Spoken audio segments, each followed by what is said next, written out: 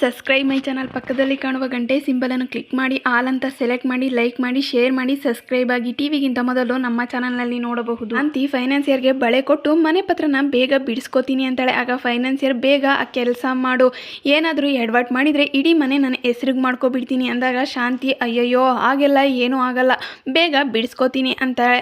ಕಸ್ತೂರಿನ ಕರ್ಕೊಂಡು ಅಲ್ಲಿಂದ ಹೊರಗಡೆ ಬಂದು ಕಸ್ತೂರಿ ಹತ್ರ, ನೋಡ್ದೇನೆ ಕಸ್ತೂರಿ ನನ್ನ ಪರಿಸ್ಥಿತಿ ಏನಾಗಿದೆ ಅಂತ ಹೇಳಿದಾಗ ಕಸ್ತೂರಿ ಹೇಳ್ತಾಳೆ, ಶಾಂತಿ ಮೀನಾ ಮನೆಗೆ ಬಂದ್ಗಳಿಗೆ ಸರಿ ಇಲ್ಲ, ಎಲ್ಲ ಒಡ್ಕೊಂಡೋಯ್ತು ಅಂತ ಅಕ್ಕಿನೂ ನೀನೇ ಅಳತೆ ಮಾಡಿ ಕೊಡ್ತೀಯಲ್ಲೇ, ಈಗ ನೋಡು ಹೊಸ ಸೊಸೆ ಬಂದ್ಗಳಿಗೆ ನಿನ್ನ ಕೈಯಲ್ಲಿ ಇರೋ ಬಳೆ ಒಡ್ಕೊಂಡೋಯ್ತು, ಹೀಗೆ ಹೇಳ್ತೀನಿ ಅಂತ ಬೇಜಾರು ಮಾಡ್ಕೋಬೇಡ ಶಾಂತಿ, ಟೈಮ್ ಸರಿ ಇಲ್ಲ ಅಂದಾಗ ಬೇರೆಯವ್ರ ಮೇಲೆ ಅಪವಾದ ಹೊರಿಸೋದು ಸರಿ ಅಲ್ಲ ಅಂದಾಗ ಶಾಂತಿ, ಕಣೆ ಆ ಮನುಷ್ಯನಿಗೆ ಸ್ವಲ್ಪನೂ ಕರುಣೆನೇ ಇಲ್ವಾ, ನನ್ನ ಕೈಲಿ ಇದ್ದ ಬಳೆಗಳನ್ನು ಕಿತ್ಕೊಬಿಟ್ನಲ್ಲ, ಅವನು ಚೆನ್ನಾಗಿರಲ್ಲ, ಹಾಳಾಗಿ ಹೋಗ್ತಾನೆ, ನೋಡ್ತಾ ಇರು ಅಂದಾಗ ಕಸ್ತೂರಿ, ಏನು ಹಾಳಾಗಿ ಹೋಗ್ತಾನೆ, ಬಡ್ಡಿ ಕೊಡೋರೆಲ್ಲ ಹೀಗೆ ಶಾಪ ಹಾಕ್ತಾರೆ, ಅವನು ಚೆನ್ನಾಗೇ ಇರ್ತಾನೆ, ಇದು ನೀನು ರೋಹಿಣಿ ಹತ್ರ ಮಾತಾಡಿ ಮನೆ ಪತ್ರ ಬಿಡಿಸೋದ್ರ ಬಗ್ಗೆ ನೋಡು ಅಂದಾಗ ಶಾಂತಿ, ಫಸ್ಟು ನನ್ನ ಕೈಯಲ್ಲಿ ಬಳೆ ಇಲ್ಲ, ಗ್ಯಾರಂಟಿ ಬಳೆಗಳನ್ನ ತಗೋಬೇಕು, ಮನೆಯವ್ರಿಗೇನಾದರೂ ಗೊತ್ತಾದರೆ ನಾವಿಬ್ರು ಕಷ್ಟಕ್ಕೆ ಸಿಗಾಕೋತೀವಿ ಅಂತ ಹೇಳಿ ಅಲ್ಲಿಂದ ಹೋಗ್ತಾರೆ. ಅದು ಮನೆಗೆ ಬಂದು ಶಾಂತಿ ಶಾಂತಿ ಅಂತ ಕರಿಬೇಕಾದ್ರೆ ರೋಹಿಣಿ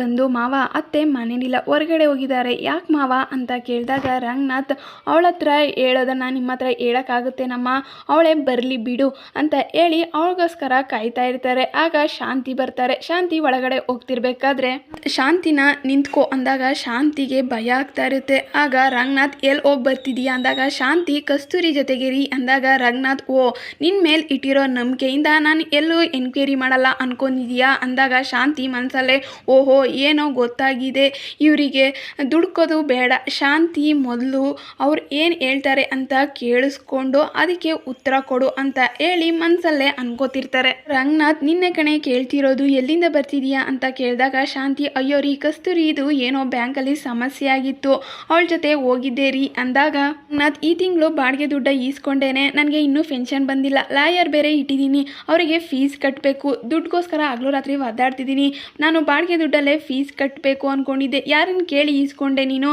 ಎಲ್ಲೇ ದುಡ್ಡು ಅಂತ ಕೇಳಿದಾಗ ಶಾಂತಿ ಹೇಳ್ತಾಳೆ, ಅಲ್ಲ ರೀ ಮದುವೆಗೆ ಒಡವೆಗೆ ಅಂತ ಹೇಳಿ ಕಸ್ತೂರಿ ಹತ್ರ ದುಡ್ಡು ಈಸ್ಕೊಂಡಿದ್ದೆ, ಅವಳಿಗೆ ಅರ್ಜೆಂಟು ಅಂತ ಬೇಕು ಅಂದ್ಲು, ಅವಳಿಗೆ ಕೊಟ್ಬಿಟ್ಟೆ ಅಂತ ಹೇಳ್ತಾಳೆ. ಆಗ ರಂಗನಾಥ್, ಮನೋಜ್ ಮದುವೆ ಅಂತ ಹೇಳಿ ದುಡ್ಡನ್ನೆಲ್ಲ ತೊಳೆದ್ಬಿಟ್ಟಲ್ಲೇ, ನಾನು ಅಡ್ಜಸ್ಟ್ ಮಾಡ್ತೀನಿ ಅಂತ ಹೇಳಿ ಕಸ್ತೂರಿ ಹತ್ರ ಯಾಕೆ ತಗೊಂಡೆ ನೀನು, ನನ್ನ ದುಡ್ಡು ಬೇರೆ ಬಂದಿಲ್ಲ, ಲಾಯರ್ ನಾನೇ ಕೇಳೋ ಥರ ಮಾಡ್ಕೋಬೇಡಿ ಅಂತಿದ್ದಾರೆ, ಎಲ್ಲಿ ತರಲೆ ನಾನು ಅಂದಾಗ ಶಾಂತಿ, ನಂದೇ ತಪ್ಪು ಅನ್ನೋ ಥರ ಮಾತಾಡ್ತಿರಲ್ಲೇ, ಮಗನ ಮದುವೆ ಮಾಡೋದು ಅಪ್ಪ ಅಮ್ಮನ ಕರ್ತವ್ಯ, ನೀವು ರಿಟೈರ್ಡ್ ಆದಮೇಲೆ ಮನೆಗೆ ಬಂದ್ವಾ ಕೂತ್ಕೊಂಡ್ವಾ ಅಂತ ಹೇಳಿ ಕೂತ್ಕೋಬೇಕಿತ್ತು, ಫಂಕ್ಷನ್ ಯಾಕೆ ಮಾಡಬೇಕಿತ್ತು, ಇದಕ್ಕೆಲ್ಲ ಕಾರಣ ನಿಮ್ಮ ಮಗ ಮಾಡಿದ್ರಿಂದ ಆಗಿದ್ದು, ಸುಮ್ಮನೆ ಇರಬೇಕಿತ್ತು ಅಂತ ಹೇಳಿದಾಗ ಎಲ್ಲದಕ್ಕೂ ಸೂರ್ಯನೇ ತಪ್ಪು ಅಂತ ಹೇಳ್ಬೇಡ, ಅವನು ಒಳ್ಳೆ ಹುಡುಗಿನ ಮದುವೆ ಮಾಡಿಕೊಂಡು ಚೆನ್ನಾಗಿ ಇದ್ದಾನೆ, ಇದಕ್ಕೆಲ್ಲ ಕಾರಣ ಮನೋಜ್ ಅಂತ ಹೇಳಿದಾಗ ಶಾಂತಿ, ಮನೋಜ್ ಬಗ್ಗೆ ಮಾತಾಡಬೇಡಿ, ನಾನು ಸುಮ್ಮನೆ ಇರಲ್ಲ ಅಂತ ಹೇಳಿ ಬೆರಳು ತೋರಿಸ್ತಾರೆ. ಆಗ ಶಾಂತಿ ಕೈಯಲ್ಲಿ ಬಳೆ ಇಲ್ಲದೆ ಇರೋದನ್ನ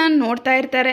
ರವಿನು ಪೊಲೀಸ್ ಸ್ಟೇಷನ್ಗೆ ಬರ್ತಾರೆ. ಆಗ ರವಿ ಸೂರ್ಯನ, ಬಾರೋ ಹೋಗ್ಬಿಡೋಣ ಪ್ಲೀಸ್ ಬಾರೋ ಅಂತ ಕರಿತಿರ್ತಾನೆ. ಆಗ ಪೊಲೀಸರು ಸೂರ್ಯನ ನೋಡಿ, ಇವನೇ ತಾನೇ ಕಾರ್ ವಿಷಯದಲ್ಲಿ ಸಿಗಾಕೊಂಡಿದ್ದು ಅಂದಾಗ ಸೂರ್ಯ, ಸರ್ ನನ್ನ ಕಾರಲ್ಲಿ ಮಾಲ್ ಇಟ್ಟಿದ್ದು ಯಾರು ಅಂತ ಗೊತ್ತಾಗಿದೆ ಸರ್, ಅವನ್ನ ಬಿಟ್ಟು ನನ್ನ ಇಟ್ಕೊಂಡ್ರಿ, ಅವನು ಸಿಗಾಕೊಂಡಿದ್ದಾನೆ ಸರ್, ಬಡ್ಡಿ ನಡೆಸ್ತಾನಲ್ಲ ಸರ್ ಮಾದೇಶ, ಅವನೇ ಸರ್, ನನ್ನ ಲೈಫ್ನ ಹಾಳು ಮಾಡಿಬಿಟ್ಟ, ಬಾಡಿಗೆ ಕಾರ್ ಓಡಿಸೋ ಥರ ಮಾಡಿಬಿಟ್ಟ, ಅವನನ್ನು ಸುಮ್ಮನೆ ಬಿಡಬೇಡಿ ಸರ್, ಅವ್ನು ಕರ್ಕೊಬಂದು ಒಳಗಡೆ ಹಾಕಿ ಸರ್ ಅಂತ ಹೇಳ್ತಾ ಇರ್ತಾನೆ. ಪ್ಲೀಸ್ ಈಗಾಗಲೇ ಬೇರೆಯವ್ರನ್ನ ಅರೆಸ್ಟ್ ಮಾಡಿದೀವಲ್ಲ, ಇವಾಗ ಕೇಸು ಅದು ಇದು ಅಂತ ನಾವು ತಕ್ಕೊಂಡು ಕೂತ್ಕೊಳ್ಳೋಕ್ಕಾಗಲ್ಲ, ನೀ ಪರ್ಸನಲ್ ವಿಷಯಕ್ಕೆ ನಾವು ತಲೆ ಹಾಕೋಕ್ಕಾಗಲ್ಲ, ಸುಮ್ಮನೆ ಹೋಗು ಅಂತ ಹೇಳಿ ಅಲ್ಲಿಂದ ಕಳಿಸ್ಬಿಡ್ತಾರೆ. ರಂಗನಾಥ್ ಶಾಂತಿ ಕೈಯಲ್ಲಿ ಬಳೆ ಇಲ್ಲದೆ ಇರೋದನ್ನು ನೋಡಿ, ಬಳೆ ಎಲ್ಲಿ ಅಂತ ಕೇಳಿದಾಗ ಶಾಂತಿ, ರಾತ್ರಿ ಕೈ ನೋವು ಅಂತ ಬಿಚ್ಚಿ ಇಟ್ಟಿದ್ದೀನಿ, ಏನು ನಾನೇ ಕಳ್ಳಿ ಅನ್ನೋ ಥರ ಹೇಳ್ತಿದ್ದೀರಲ್ಲ ಅಂದಾಗ ರಂಗನಾಥ್, ನೀನು ಮನೋಜ್ ಅಮ್ಮ ಅಲ್ವಾ, ನಂಬೋಕೆ ಆಗಲ್ಲ, ನೀನು ಏನೋ ನಡೆಸ್ತಿದೀಯ, ಇದು ತುಂಬ ದಿನ ನಡೆಯಲ್ಲ, ಒಂದಲ್ಲ ಒಂದು ದಿನ ಸಿಗಾಕೋತೀಯ, ಇದೆ ನಿನಗೆ ಅಂತ ಹೇಳಿ ಅಲ್ಲಿಂದ ಹೋಗ್ತಾರೆ. ರೋಹಿಣಿ ಶಾಂತಿನ, ಅತ್ತೆ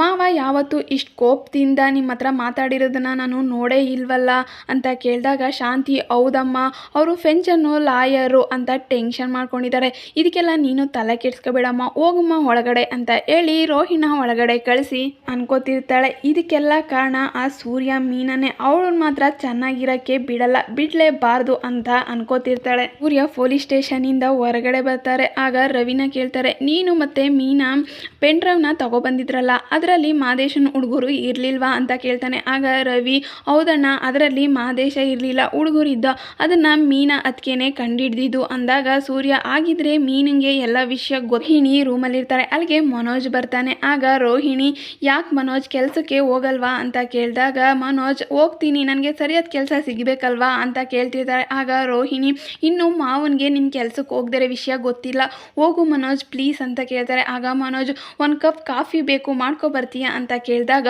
ರೋಹಿಣಿ ಮೀನಾ ಹತ್ರ ಬಂದಿದ್ದೀರಾ ಅಂತ ಮೀನನ್ನು ಕೇಳ್ತಾರೆ. ಹಾಗೆ ಮೀನಾ, ಕೆಲಸ ಮಾಡ್ತಿದ್ದೀನಿ, ಇನ್ನೂ ಪಾತ್ರೆಗಳಿವೆ ತೊಳಿಬೇಕು ಅಂತ ಹೇಳ್ತಾರೆ. ಆಗ ರೋಹಿಣಿ, ಫ್ರೀ ಇದ್ದರೆ ಮನೋಜ್ಗೆ ಒಂದು ಕಪ್ ಕಾಫಿ ಮಾಡಿಕೊಡ್ತೀರಾ ಅಂತ ಕೇಳಿದಾಗ ಮೀನಾ, ಇಲ್ಲ, ಹೋಗಿ ನೀವೇ ಮಾಡ್ಕೊಳ್ಳಿ ಅಂತ ಹೇಳಿ ಅಲ್ಲಿಂದ ಹೋಗ್ತಾಳೆ. ಅಲ್ಲಿಗೆ ಶಾಂತಿ ಬಂದು, ಏನಾಯ್ತಮ್ಮ ರೋಹಿಣಿ ಅಂತ ಕೇಳಿದಾಗ ಒಂದು ಕಪ್ ಕಾಫಿ ಬೇಕಂತೆ ಅತ್ತೆ ಅಂತ ಹೇಳ್ತಾರೆ. ಆಗ ಶಾಂತಿ, ನೀನು ರೂಮ್ಗೆ ಹೋಗು, ನಾನು ಅಲ್ಲಿಗೆ ಕಳಿಸ್ತೀನಿ ಅಂತ ಹೇಳಿ ಮೀನಾ ಹತ್ರ ಶಾಂತಿ ಬಂದು, ಏನೇ ರೋಹಿಣಿಗೆ ಕಾಫಿನ ನೀನೇ ಮಾಡ್ಕೊ ಅಂತ ಅಂದಂತೆ. ಅಂದಾಗ ಮೀನಾ, ಅತ್ತೆ ನನಗೆ ಕೆಲಸ ಇತ್ತು, ಕೆಲಸ ಮಾಡ್ತಾ ಇದ್ದೀನಿ ಅಂತ ಹೇಳ್ತಾಳೆ. ಶಾಂತಿ, ಏನು ರೋಹಿಣಿಗೆ ನೀನೇ ಮಾಡ್ಕೊ ಅನ್ನೋಷ್ಟು ಧೈರ್ಯ ಬಂದ್ಬಿಡ್ತಾ ಅಂತ ಹೇಳಿದಾಗ ಮೀನಾ, ನಿಮ್ಮ ಫಸ್ಟ್ನೇ ಮಗುಗೆ ನಾನು ಏನು ಮಾಡ್ಕೊಡಲ್ಲ ಅಂತ ನಿಮಗೆ ಗೊತ್ತಿಲ್ವಾ, ನಮ್ಮವರು ಹೇಳಿದ್ದಾರೆ ಏನು ಮಾಡ್ಕೊಡ್ಬೇಡ ಅಂತ, ನಾನು ಮಾಡ್ಕೊಡಲ್ಲ ಅಂತ ಹೇಳ್ತಾಳೆ. ಆಗ ಶಾಂತಿ, ಏನು ನಿಮ್ಮ ಮನೆಯವ್ರು ಹೇಳ್ದಂಗೆ ಕೇಳ್ತೀಯಾ, ಏನು ತಲೆ ಮೇಲೆ ಹೊತ್ಕೊಂಡು ಒರೆಸ್ತಾನೆ ಅಂತ ಜಾಸ್ತಿ ಆಡ್ತಿದೀಯಾ, ಬಿಸಾಕ್ತಾನೆ ಅಂತ ಹೇಳಿದಾಗ ಮೀನಾ, ಸರಿಯತ್ತೆ ಅಂತ ಹೇಳ್ತಾರೆ. ಶಾಂತಿ, ಏನು ನನ್ನ ಹತ್ರನೇ ಕೊಪ್ಪು ತೋರಿಸ್ತಿದೀಯಾ ಅಂತ ಹೇಳಿದಾಗ